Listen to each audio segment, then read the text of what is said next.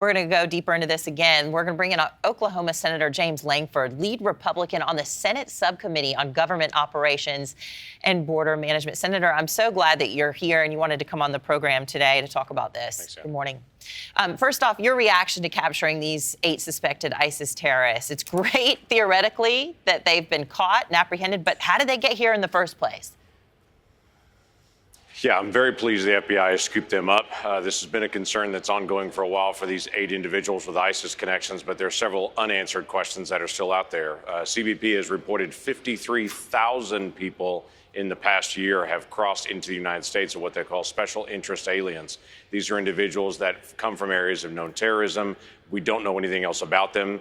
For these individuals that crossed, that they quote unquote said were vetted, that just means they didn't show up on an Interpol list and they didn't show up on our terror watch list, but they were very certainly one of, or I should say 8 of the 53,000 special interest aliens that are being tracked right now that are all loose in the United States. So this is a very serious issue. It's something I've raised over and over again, that the people that are crossing our southern border, not like it was 2 years ago, many thousands of people are coming from outside the Western Hemisphere, and they're being facilitated by criminal organizations like ISIS. That's why we had al-Shabaab terrorists that we picked up in the United States last year. That's why we continue to have these terrorists that we're picking up this year. Yeah, even inspiring other lone wolves just merely from these headlines.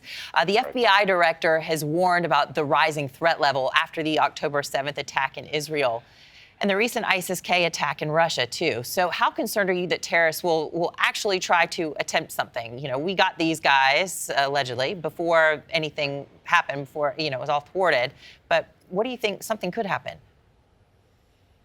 No, we are under a very heightened sense of awareness and threat at this point. With this number of people that are crossing our southern border illegally every day and the way that they're being just released into the country on their own recognizance, even if they're from areas where we know that there's known terrorism ties to that areas or to those particular communities they're coming from, they're still being released in the country. That increases the threat every single day. Again, there are people that are crossing the border that are coming to find a job, and there are people that are crossing the border that are coming to make trouble for the United States and to be a real terror threat.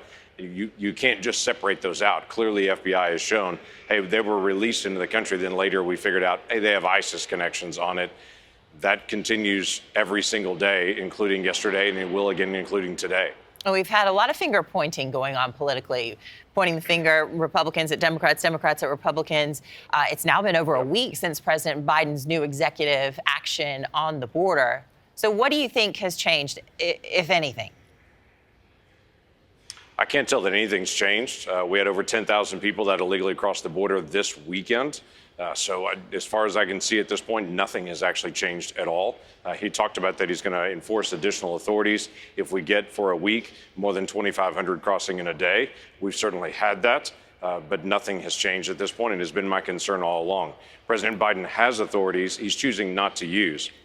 And understand, he doesn't want to enforce the border the same way President Trump did, though what President Trump did was bring some order to the chaos there. But if you go back to the time of President Obama, we had 500,000 people that were crossing the border a year under President Obama. Same law. We now have 2.5 million people illegally crossing the border. So if President Biden would just enforce the law the same way President Obama did, this would be very different, but he's choosing not to.